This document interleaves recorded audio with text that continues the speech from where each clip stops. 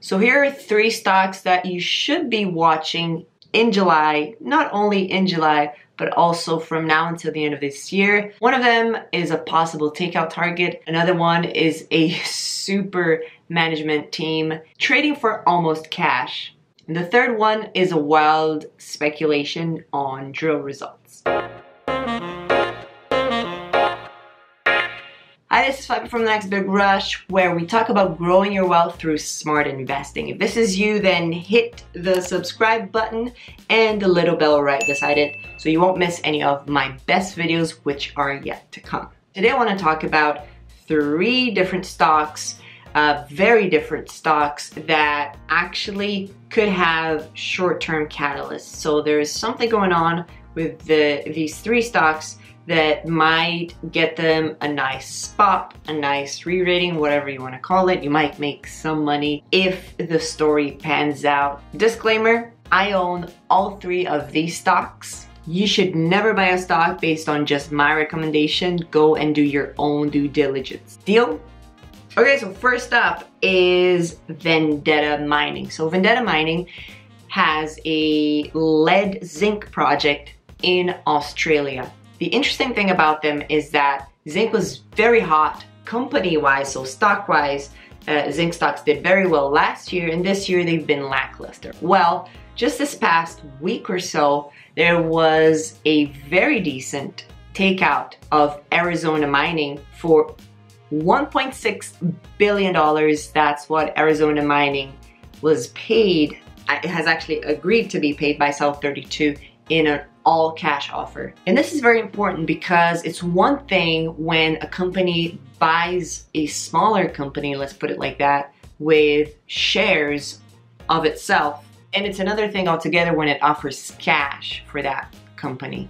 My guess is more than one buyer was at the table for this, and South32 got it by offering cash. But back to Vendetta, they do have a resource estimate coming out any day now. Things are looking good so far from what we can tell from what they've been able to drill and prove up in their Australian project. Now I have to confess, whenever I saw the first presentation of Vendetta at MIF, I was very compelled, but at the time I said, you know what, I don't really understand zinc, so I just left it. And I don't expect a huge rise from the resource estimate alone, but once they have the updated resource estimate, I do expect them to be in talks with majors who want to take them out. Now Vendetta is trading for only $29 million market cap right now. It's at 20 cents today. I honestly think it's a great deal and I'm tempted to buy more at these levels. Next up is Africa Oil Corp. Now this is a completely different company,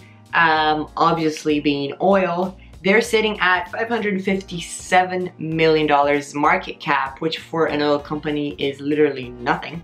They have some of the best backers being Lundin and co.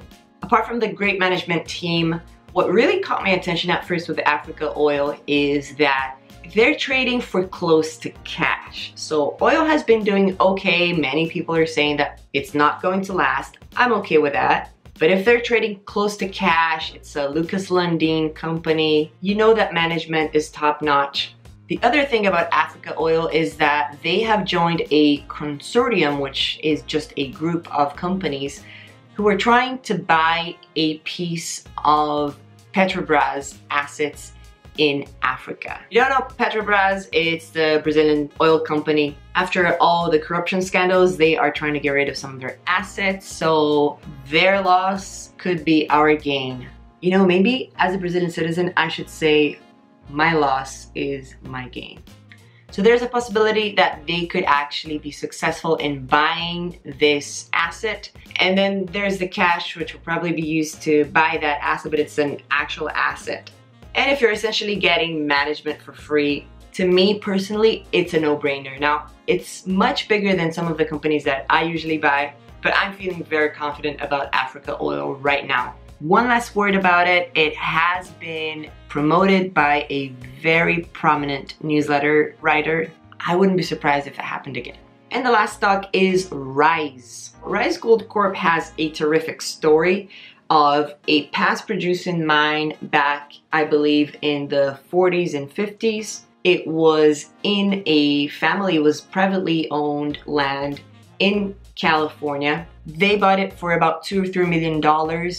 And at the time, it was the second largest producing mine in the US. Now, why I think this is a terrific story is some of the reasons why they stopped producing were very unusual, such as the Second World War. They had to stop production there. Then in the 50s, the double-digit grade of this mine just wasn't cutting it, no pun intended, and they closed down, I believe, in 1954. Now, if you know anything about mining, a double-digit grade of gold works on almost any type of rock and almost any type of jurisdiction and at almost any depth. Asterisks on all of those things that I just said. So they're currently drilling, and I'm expecting assays any day now. Another thing that they have going on for them is that this is private land, and because of that, their permitting decision is made on a county level, not on a state level. Anytime anybody says California, I take a deep breath because I know that California is not Nevada when it comes to mining of any sorts, and it's a much complicated process. For these guys, it might be a completely different story. So I'm watching Rise very carefully. I own a very small position in it, and I'm waiting to see if the results from this past producing mine are any good. Now, they say that the best way to find gold is by looking at where there is already lots of it. Let's see what the guys from Rise can come up with. That's it for me. These are the 3 stocks that I'm looking at. Quick review: Africa Oil Corp, Vendetta Mining, and Rise Gold Corp. If you like this video, hit like and subscribe because there's a lot more coming your way. Take care.